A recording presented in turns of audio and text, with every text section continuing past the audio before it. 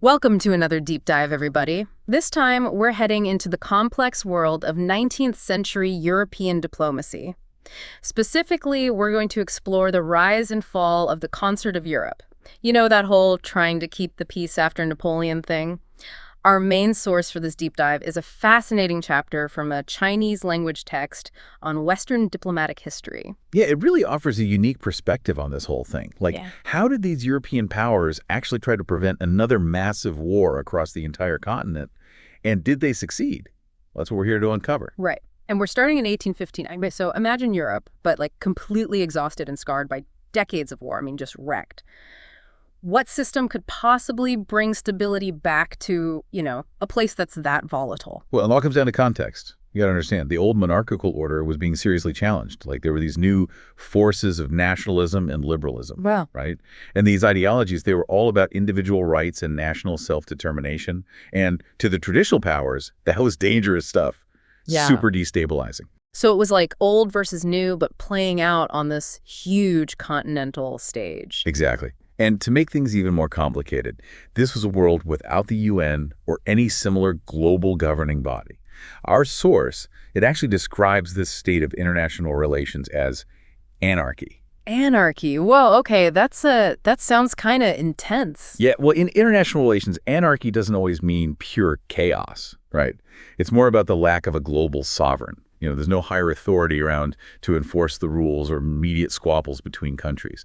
So basically, each state is left to fend for itself, relying on its own power and whatever alliances it can make to stay secure and go after its own interests. Wow, yeah, that definitely makes you appreciate what we have with the UN today. For sure. And, this whole climate of uncertainty, there's this famous quote by Lord Palmerston, who was the British Foreign Secretary at the time. He said, "We have no eternal allies, and we have no perpetual enemies. Our interests are eternal and perpetual, and those interests it is our duty to follow." Pretty powerful stuff. Yeah, that's a statement. It definitely shows how pragmatic and self-interested diplomacy was back then.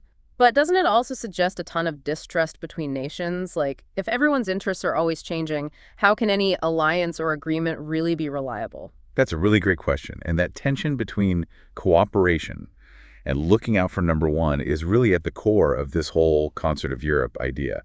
You can kind of think of it as a system built on shifting sands, always having to adjust to maintain that fragile balance of power. Okay, so who are the big players trying to build this system amidst all this uncertainty? Two main figures come to mind: Tsar Alexander I of Russia and Viscount Castlereagh, who was the British Foreign Secretary. A czar and a top British diplomat. That's quite a pair. So what did they each want to see in Europe after Napoleon? Well, Alexander, he was very religious. He was really pushing for this thing called the Holy Alliance. He imagined Europe all united by Christian values and with all the monarchs like best buds.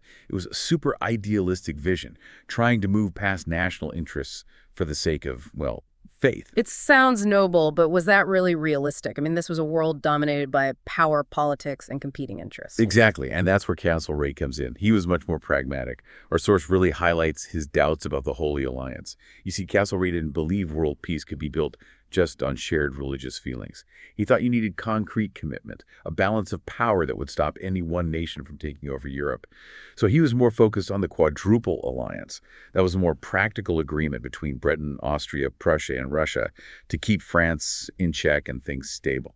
So basically, idealism versus pragmatism, faith versus realpolitik.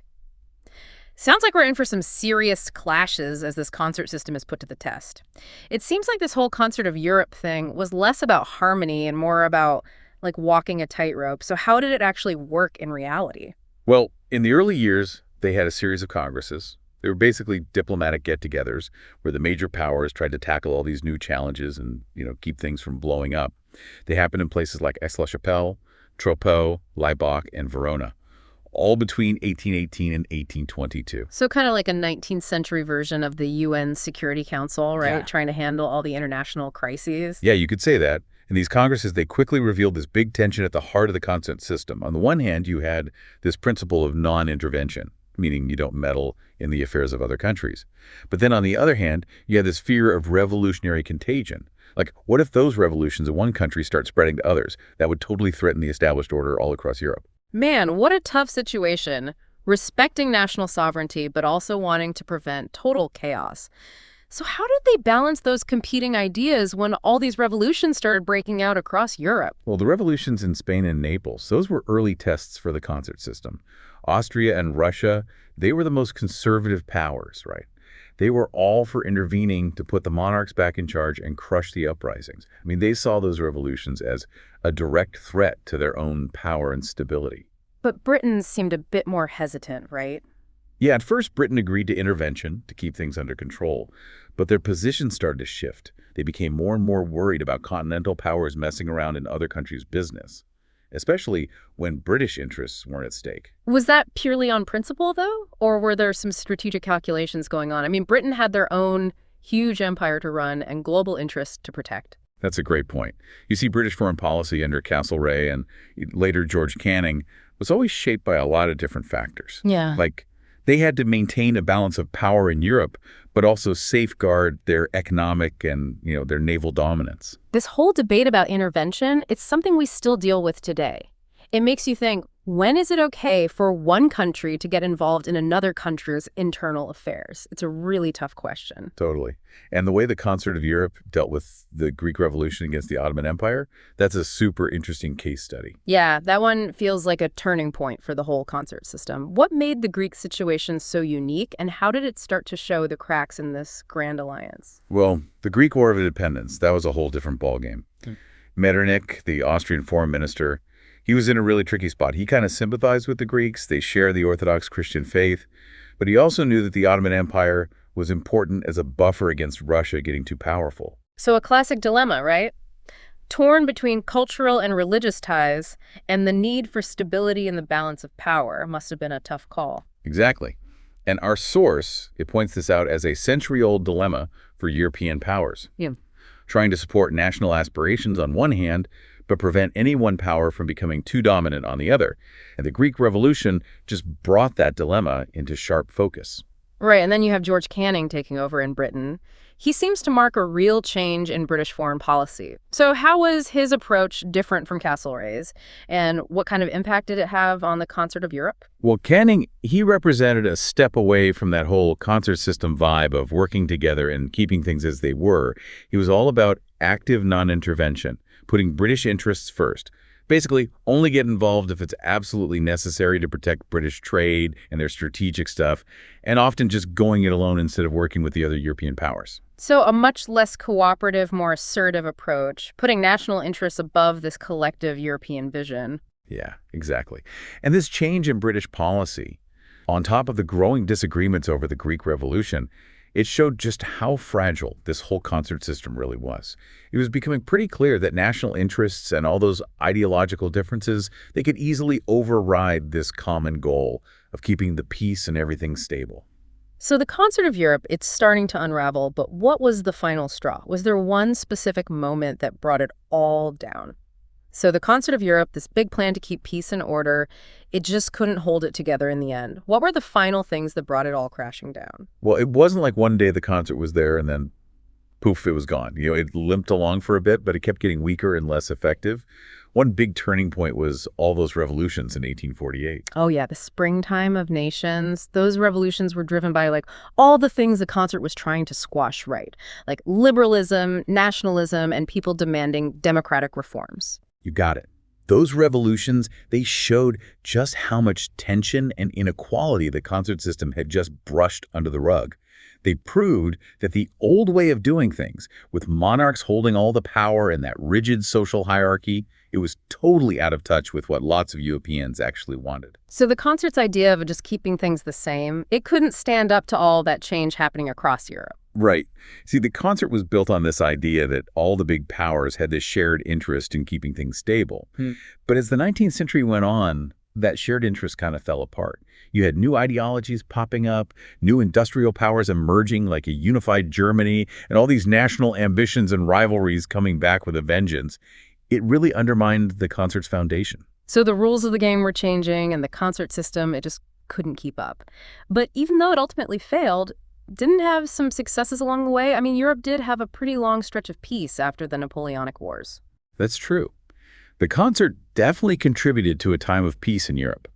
It helped create some norms for how countries should talk and deal with each other diplomatically. It provided a structure for managing disagreements and stopping them from turning into huge wars. And it fostered this feeling that all the powers had a shared responsibility for keeping things stable across the continent. So maybe its legacy is more complicated than just saying it succeeded or it failed. I think so, yeah. The Concert of Europe, it gives us some valuable lessons about working together on an international level, both the challenges and the possibilities. It reminds us that even when everyone has good intentions, things like power struggles, different ideologies, and national interests can totally mess things up. That's a sobering thought. But it's also a good reminder that diplomacy and global cooperation, they need constant attention and a willingness to face all those complex issues. This deep dive has really given me a lot to think about, not just about 19th century history, but about how the world works today, too. And that's what it's all about, history. It's full of experiences and insights that can help us make sense of what's happening right now. The Concert of Europe might be a thing of the past, but the questions it raises about things like the balance of power, the role of ideology, and the challenges of cooperation on a global scale, those are all super relevant today. Exploring this Chinese language text, it definitely gave us a new way of looking at this period of history. It's amazing how different cultural perspectives can shed new light on stuff we thought we knew. Totally. And, our source actually asks, under what circumstances is it okay for countries to intervene in other countries' affairs in today's world? There's no easy answer to that, but it's something we all have to keep thinking about as we deal with this crazy world of global affairs. The lessons we can take from the Concert of Europe, its successes and its failures, they can be really helpful as we try to build a more peaceful and just world. A world where peace and stability aren't just things we expect, but things we work hard for. Things we achieve through communication, cooperation, and being willing to learn from the past. Thank you so much for joining us on this deep dive into the world of the Concert of Europe. We hope this has made you curious to learn more and to think about those big questions about international relations that are still with us today.